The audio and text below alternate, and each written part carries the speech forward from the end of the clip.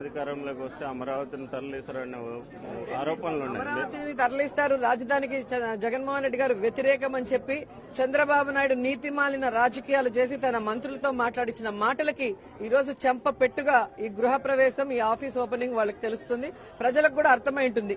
తన ఛానళ్లు ఉన్నాయి, తన పేపర్లు ఉన్నాయని ఏ విధంగా జగన్మోహన్ రెడ్డి గారి మీద వీళ్లు బురద జల్లుతున్నారు. ఈ రోజు 3 ప్రాంతాలు కూడా అభివృద్ధి చేయాలని ఒక మంచి ఉద్దేశంతో జగన్మోహన్ రెడ్డి గారు మరి రాజధానిని వికేంద్రీకరిస్తేనే అభివృద్ధి వికేంద్రీకరణ జరుగుతుంది అని చెప్పి ఆయన నమ్మారు. దానికి అనుగుణంగా మరి 3 రాజధానుల బిల్లును కూడా తీసుకురావడం జరిగింది. సో దానికి ఈ రోజు మన గవర్నర్ గారు ఆమోదం తెలిపారు. అమరావతిలో శాసన రాజధాని, ఉత్తరాంధ్రలో చూస్తే కార్యనిర్వాహక రాజధాని, అలాగే రాయలసీమకి న్యాయ రాజధానిని ఇవ్వడం జరిగింది. రాయలసీమ ప్రజల కళ ఈ న్యాయ రాజధాని. ఈ రోజు మేమెంత హ్యాపీగా ఉన్నామో సో ఉత్తరాంధ్ర వాళ్ళు అలాగే అమరావతిలో ఉన్న వాళ్ళు కూడా అంతే సంతోషంగా ఉన్నారు.